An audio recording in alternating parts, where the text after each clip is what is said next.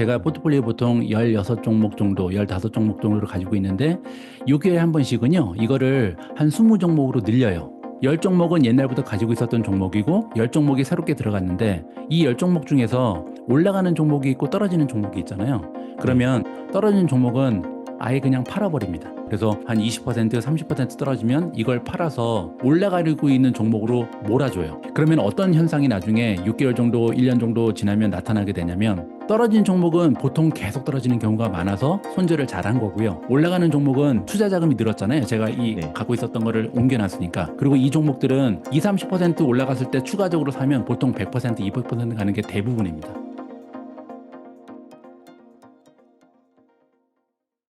네, 제가 갑자기 문득 한 가지 궁금한 게, 엔비디아거든요. 엔비디아 실적 발표가 아직 좀 많이 남아서 좀 걱정스럽긴 한데, 엔비디아 같은 경우는 주가가 한 20% 정도 고점 대비해서 좀 빠졌잖아요. 그거는 모멘텀의 영향이 아니라 뭐 딥시크 영향인 것 같긴 한데, 그런 경우를 어떻게 구분해야 될까요? 예, 여기서 이제 많은 분들이 약간 어떻게 보면 혼동을 일으키시는 부분이 모멘텀이 떨어졌다는 거를요. 한 주가가 한 일주일 정도 떨어지면 모멘텀이 떨어졌으니까 팔아야지 이렇게 하시는 분들이 있고 음, 어떻게 보면 이 주가가 계속 떨어지다가 일주일 올라갔으니까 사야지 이런 분들이 음, 계신데 모멘텀은 한국어로 번역하면 사실 추세잖아요. 네. 그리고 추세는 그렇게 일주일, 이주일 만에 생기는 거는 아니라고 보는 게 맞습니다. 그래서 음, 주가가 제가 볼 때는 최소한 몇 주 정도, 한 달 이상은 떨어지는 게 이 하락 추세로 전환했다. 이렇게 볼 수가 있는 거고, 올라가는 종목도 마찬가지로 끊임없이 떨어지는 종목이 한 달 정도는 올라가야 그때가 이제 진입할 수 있는 시기라고 생각하시면 되는데요. 근데 이제 투자자분들이 이걸 싫어하세요. 왜 싫어하냐면, 이렇게 하게 되면요. 최고점에서 한 30% 떨어졌을 때 팔아야 돼요. 그리고 살 때도 최저점에서 30% 정도 올라간 다음에 살 수 있어요. 근데 그렇게 하기 싫잖아요. 보통 최고점에서 팔고 싶고 그쵸. 최저점에서 사고 싶잖아요. 근데 네. 그렇게 하는 방법은 없습니다. 그래서 어, 예전에 그 테슬라 제가 한 1년 정도 비중을 많이 줄였다가 이제 2024년부터 다시 비중을 올렸는데 2023년에 제가 그 유튜브에서 악성 댓글이 되게 많았어요. 왜냐면 테슬라가 400을 찍었다가 나중에 250까지 떨어졌을 때 팔았거든요. 근데 네. 그때 이제 사람들이 뭐라 그랬냐면 지금 더 사야지. 400이었던 게 250으로 빠졌는데 지금 파는 게 어딨냐. 너 투자 너무 못한다. 이렇게 말씀하시는 분들이 정말 많았거든요. 근데 음, 그때 결국 250이 100달러까지 떨어졌죠. 그래서 네. 모멘텀 투자는 이렇게 10% 20% 떨어졌을 때 파는 게 아니라 최소한 머리에서 어깨까지 왔을 때 한 30%로 떨어졌을 때 판다라고 보시면 돼요. 그래야 이게 70% 80% 떨어지는 거를 안 갖고 있을 수 있다라고 보시면 돼요. 예를 들어서 음, 2022년에 엔비디아가 70% 빠졌었고요. 그때 어, 메타는 75% 빠졌었죠. 넷플릭스도 70% 빠졌고, 네. 그때 만약에 한 30% 빠졌을 때, 이거 이상하다. 그럴 때, 그때 파는 거죠. 그러면은 나중에 30% 팔았을 때 메타나 엔비디아나 넷플릭스 갖고 있었던 사람은 나중에 70%가 빠졌을 때 굉장히 좀 현금을 갖고 있었기 때문에 그때 매수할 수 있는 능력이 있죠. 근데 그때는 못 사죠. 왜냐면 그게 다시 또 30% 올라가야 사는 거죠. 그래서 음. 그 모멘텀 투자는 몸통에서 왔다 갔다 하는 겁니다. 무릎에서 어깨까지. 그래서 머리랑 그 발은 포기하는 투자법이라고 생각하시면 조금 더 이해가 빠르실 것 같습니다. 아, 근데 되게 쉽게 말씀하셨지만 실제 투자해보면 그게 진짜 어렵잖아요. 미주님은 그거를 실천하시니까 정말 대단하신 분이라는 생각이 듭니다. 제가 의지력이 좋아서 그걸 실천하는 게 아니고요. 2022년에 너무 되어서 그래요. 그래서 제가 음, 성장주를 되게 좋아하거든요. 그리고 테크주 공부하는 것도 좋아하고 기업이 어떤 비즈니스를 영위하는지 살펴보면서 굉장히 많은 재미를 느낍니다. 그러다 보니까 우리가 2021년, 2020년에 급등한 종목들을 저는 굉장히 많이 갖고 있었거든요. 근데 네. 뭐 유니티 소프트웨어라든지 줌이라든지 뭐 크라우드 스트라이크라든지 클라우드 플레어 성장주란 성장주는 정말 다 투자했었어요. 쇼피파이라든지 음, 스포티파이 뭐 근데 그 종목들이 이제 떨어지기 시작할 때 못 팔았잖아요. 못 팔고 나서 네. 나중에 다 70%, 80% 떨어지는 걸 보면서 내가 만약에 모멘텀 투자를 그때 하고 있었으면 얼마나 좋았을까라는 생각을 음. 굉장히 많이 했습니다. 그래서 한번 이렇게 크게 화상을 입고 나면 다음부터는 정신이 좀 바짝 들어서 떨어진 종목을 쉽게 팔 수 있는 것 같습니다. 무슨 뜻인지 잘 알겠습니다. 그럼 우리가 미국 주식 시장에서 투자자로서 살아남기 위해서 가장 중요한 거 딱 하나만 꼽자면 무엇을 들면 좋을까요? 예, 이 얘기도 제가 그 미존 유튜브 채널에서 굉장히 많이 하는데요. 네. 저는 평단가를 잊어라라는 조언을 굉장히 아, 많이 드립니다. 네. 제가 볼 때, 주식 투자 실패하는 가장 커다란 이유가 평단가에 너무 많은 투자자분들이 그 목을 매셔서 그런 게 아닌가 이런 생각을 굉장히 자주 하거든요. 투자자분들 중에 평단가를 내리기 위해서 물타기 하시는 분들도 많고요. 그리고 또 하나 평단가가 떨어질까 봐 주식을 추가로 못 사는 분들도 굉장히 많습니다. 그래서 맞아요. 이 두 가지가 주식 투자하면서 가장 좀 그 범하기 쉬운 커다란 실수라고 생각을 하는데요. 이거를 좀 제가 설명을 이렇게 드려볼게요. 그 100달러에 만약에 우리가 10주를 산 주식이 있어요. A라는 종목을. 근데 이게 갖고 있다 보니까 30%가 떨어졌어요.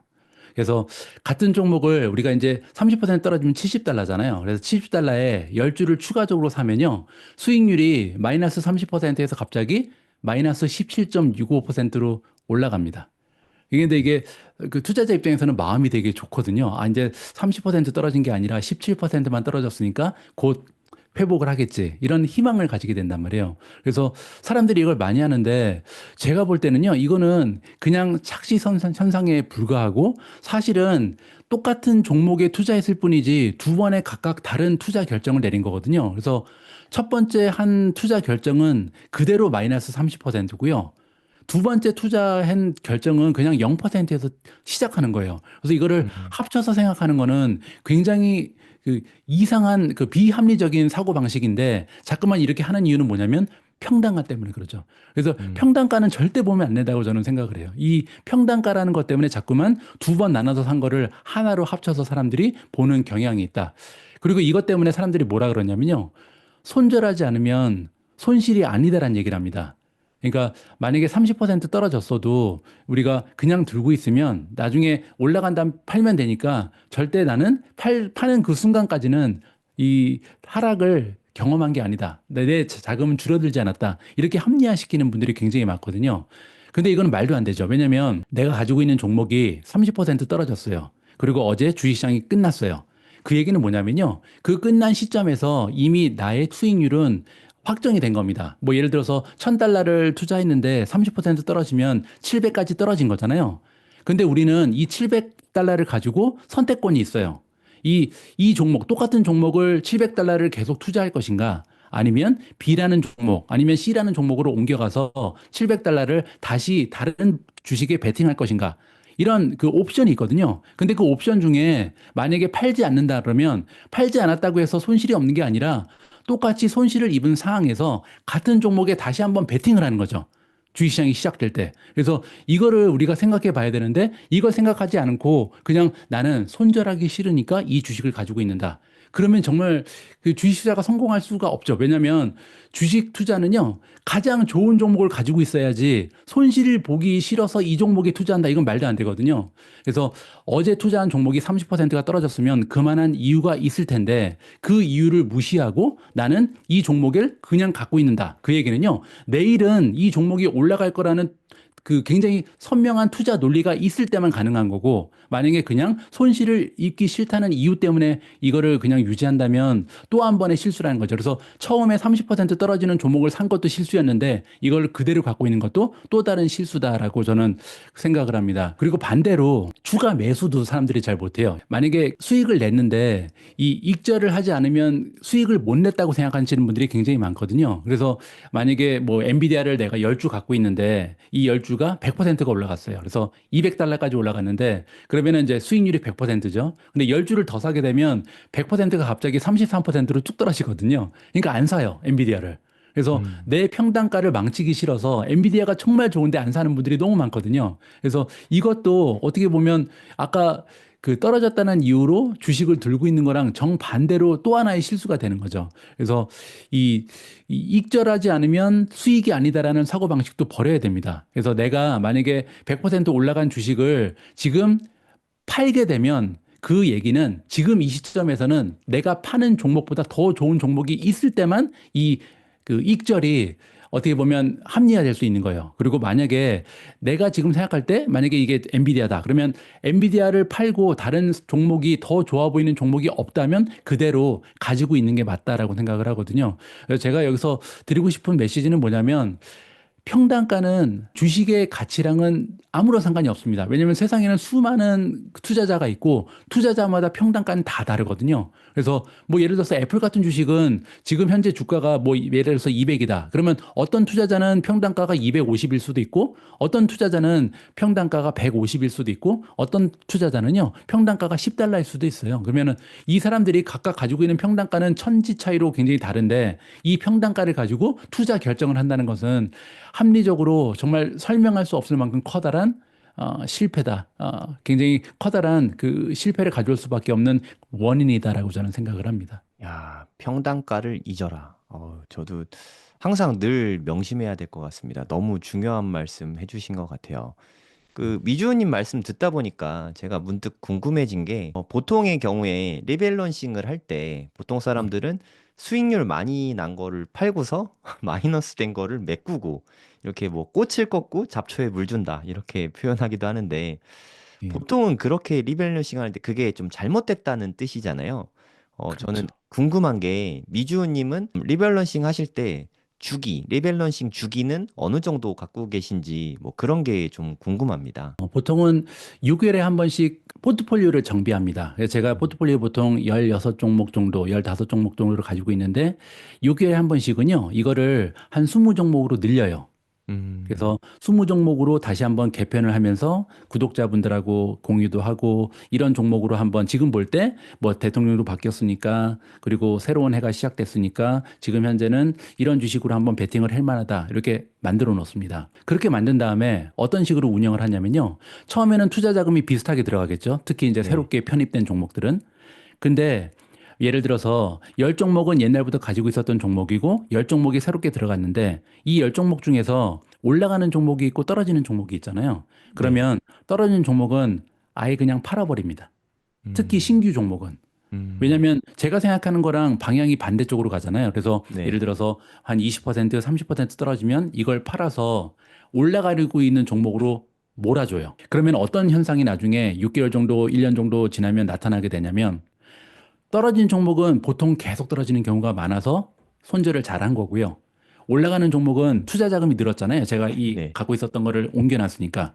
그리고 이 종목들은 2, 30% 올라갔을 때 추가적으로 사면 보통 100%, 200% 가는 게 대부분입니다. 왜냐하면 음, 올라갈 만한 이유가 있었거든요. 아까 말씀드린 것처럼 성장주랑 테크주는 올라갈 때 이유가 펀더멘탈이거든요. 성장세가 가속화됐다든지 아니면 마진이 좋아졌던 거지. 그러니까 그런 이유 때문에 올라갔기 때문에 상승세를 한번 타기 시작하면 수개월 동안 쭉 올라가는 경우가 많아요. 그래서 이 리밸런싱을 일단 그 종목을 선택하는 거는 1년에 많아야 한두 번밖에 안 하지만 리밸런싱은 수시로 합니다. 한 적어도 한 달에 한 번 정도는 계속해서 주식을 떨어지는 종목에서 상승하는 종목으로 옮기고 있다라고 말씀드릴 수 있을 것 같아요. 네. 이거는 정말 머리로는 이해할 수 있는데 실제 실행이 좀 되게 어려운 부분인 것 같아요. 특히 지금 이 방송을 보고 계시는 구독자분들은 초보자분들이 아무래도 많으실 테니까 마이너스 난 거를 빠르게 손절하고 플러스 나는 거에 계속 오히려 투자금을 더 보태야 된다. 이게 실천하긴 되게 어렵지만 실제로 해보면 이 파워를 느낄 수 있는 방법이잖아요, 사실. 예. 꼭 어렵더라도 한 1년만이라도 실행에 옮겨보시면 투자 인생에 진짜 빛이 날 것 같다는 생각이 좀 듭니다. 제가 아까 잠깐 언급드린 부분인데 그 모멘텀 투자하기가 조금 어렵게 느껴지는 분들은 가장 커다란 모티베이션은 제가 볼 때 공포감이라고 생각을 하거든요. 사람이 음, 어떤 일을 하기에는 여러 가지 동기부여가 있지만 동기부여 중에 가장 극적인 동기부여는 공포감입니다. 예, 제가 이 말씀을 왜 드리냐면 모멘텀 투자해야 되는 가장 커다란 이유가요. 저는 수익률 극대화보다는 사실 내 소중한 자금이 다 날아가는 걸 막기 위해서거든요. 이걸 잠깐 설명드리면 아까 이제 2022년에 제가 투자 수익률이 뚝 떨어졌던 경험을 한번 말씀드렸는데 그때 거의 50% 플러스를 기록했었거든요. 2021년에 플러스 50%였던 그 투자 수익률이 2022년에 마이너스 20까지 떨어졌어요. 그러니까 뭐 상상도 할 수 없는 만큼 주가가 많이 떨어졌는데 제가 이제 그 상황을 겪으면서 우울증이 올 정도로 굉장히 힘들었거든요. 왜냐하면 음, 제가 혼자 투자하는 입장이 아니었잖아요. 저는 인플루언서였고 저의 투자 철학이라든지 투자 전략에 대해서 많은 사람들과 공유를 했습니다. 그렇기 때문에 제가 저의 포트폴리오가 그렇게 망가진 거는 상관이 없었는데 저 때문에 투자로 엄청나게 손실을 본 분들이 많다는 것 때문에 자괴감도 많이 들었고 내가 음, 그냥 호텔에서 총지배인이나 할까 이상한 일을 했구나. 내가 자격도 안 되는 사람이 주식 투자에 대해서 이렇게 말을 하고 다녔구나라는 굉장히 좀 그 절망감을 많이 느꼈거든요. 그래서 개발한 게 모멘텀 투자인데요. 이게 어떤 원리가 있냐면 아까 제가 주식이 계속 떨어지면 한 2, 30% 떨어지면 팔기 시작한다고 말씀드렸잖아요. 그 네. 얘기는 뭐냐면 나중에 베어 마켓이 오면요. 저는 베어 마켓이 바닥을 찍었을 때 현금을 굉장히 많이 가지고 있을 가능성이 높죠. 왜냐하면 음, 올라가는 종목은 사고 떨어지는 종목은 팔잖아요. 네. 그러면 베어 마켓이 왔다는 얘기는 올라가는 종목은 거의 없고 떨어지는 종목만 있을 겁니다. 음, 그러면 그때는 아마 30% 정도 떨어질 때 하나씩 다 손절하기 때문에 베어 마켓이 뭐 10년에 한 두 번, 세 번 오는데 그때 저랑 저의 구독자분들은 아마 현금이 50% 이상은 있을 거다. 그러면 음, 다시 한번 부를 이끌 수 있는 그 계기가 마련이 되는 거잖아요. 베어 마켓이 딱 절정에 이르렀을 때 만약에 현금 비중이 50%를 넘는다면. 그래서 이런 생각을 하고 그러니까 평소에 수익률을 극대화하는 방법도 모멘텀 투자가 도움이 많이 되지만 더 중요한 것은 굉장히 어려운 시기가 왔을 때 다른 투자자들보다 훨씬 더 마음 편하게 극적인 효과를 만들어낼 수 있는 여건을 조성해 줄 수 있는 투자 전략이 모멘텀 투자다라고 생각하고 있습니다. 네, 감사합니다. 네. 그럼 마지막으로 성공의 진심인 성정길 채널의 구독자분들께 한 말씀 부탁드리겠습니다. 예, 아마 여러분들 그 현금은 쓰레기다라는 말을 많이 들어보셨을 겁니다. 브리지워터 어소시에이시라는 헤지 펀드를 이끌고 있는 레이 달리오가 자주 하는 말인데요. 레이 달리오는 옛날에 그 CNBC 방송 같은 데 나오면은 현금 쓰레기라는 얘기를 굉장히 많이 하죠. 근데 저는 개인적으로요, 이 말에 전혀 동의를 하지 않습니다. 오히려 현금은 왕이다라고 시켜 세우고 싶은데요. 그 이유는 뭐냐면 현금이야말로 그 행복한 투자를 가능케 하는 최고의 무기다라고 생각하기 때문입니다. 저는 그 유튜브 채널에서 성투보다 더 중요한 게 행투다라는 얘기를 굉장히 많이 합니다.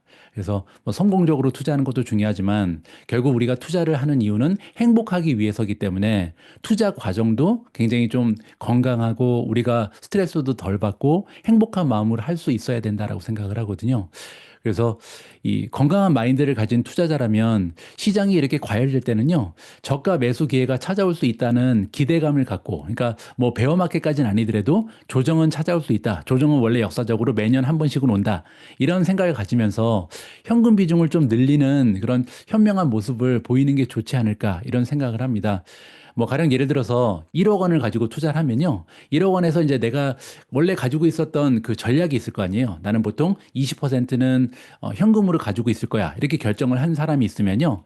이제 작년 같은 경우, 재작년 같은 경우는 이제 미국 증시가 너무나 좋았기 때문에 아마 1억 원이 2억 원으로 올라간 사람들 많이 있을 겁니다. 그렇게 되면요. 2억 원의 20%는 4천만 원이잖아요. 그러니까 원래 현금이 2천만 원이었으면 이거를 주식을 좀 팔아서 4천만 원까지 올려야 된다는 얘기죠. 그리고 만약에 음, 주식시장이 또 막 좋아서 그리고 내가 선택한 종목들이 굉장히 좋은 수익을 올려서 만약에 1억 원이 3억 원이 됐으면 그럼 이제 6천만 원까지 계속해서 현금을 올려야 되죠. 근데 만약에 이렇게 계속 현금을 내가 원하는 퍼센티지에 맞춰서 나의 맵집에 맞춰서 계속 그 현금의 비중을 올리게 되면요. 어떤 일이 생기냐면 주식이 계속 올라가면요. 좀 아쉬워요. 어떤 음, 생각이 드냐면, 좀 떨어지면 좋은데 조정은 언제 오나 이런 생각을 하게 되거든요. 그러니까 주식시장을 바라보는 시각이 완전히 180도 바뀌게 되는 거죠. 그래서 근데 되게 재미있는 부분은 뭐냐면요. 아까 제가 4억 원, 뭐 3억 원을 가지고 있으면 20%니까 6천만 원을 현금으로 갖고 있고 나머지 2억 4천만 원만 주식에 투자하는 셈이 되는데 그러면 상식적으로 봤을 때 내가 주식에 투자하는 금액은 2억 4천이고요. 현금은 6천밖에 없잖아요. 그러면 당연히 주식이 올라가는 게 나한테 이득입니다. 근데도 사람이 좀 그 사람의 심리가 좀 이상하잖아요. 비이성적인 거죠. 그래서 나는 2억 6천만 원이나 주식을 가지고 있는데 6천만 원의 현금 때문에 자꾸만 주식이 떨어지길 바라고 있는 거죠. 그 얘기는 정말 현금 확보가 이 투자자의 심리를 얼마나 편하게 만드는지를 단편적으로 좀 증명을 하는 거라고 생각을 합니다. 그래서 여러분들 조금 그 욕심을 줄이면 되거든요. 투자 자금 다 주식 가지고 계시 마시고 현금을 어떤 분들은 10%면 되고 또 어떤 분들은 한 30%는 돼야 마음이 편할 수 있어요. 그래서 이렇게 본인의 그 투자 근육이라 그러죠. 이 맵집에 맞춰서 퍼센티지를 결정하시고 현금을 계속 유지하게 계시면 주가가 올라가면 뭐 올라가도 좋고 주가가 떨어지면 또 줍줍하면 되니까 좋고 이렇게 행복한 투자 여정을 하실 수 있을 거라고 생각을 합니다. 아, 네. 마지막으로 또 현금은 왕이다. 네, 이렇게 좋은 말씀까지 해주셔서 네, 너무 감사드립니다. 네, 오늘 나와주셔서 진심으로 감사드리고요. 네, 다음에 기회가 되면 꼭 또 뵙고 싶습니다. 네, 감사합니다. 예, 고맙습니다.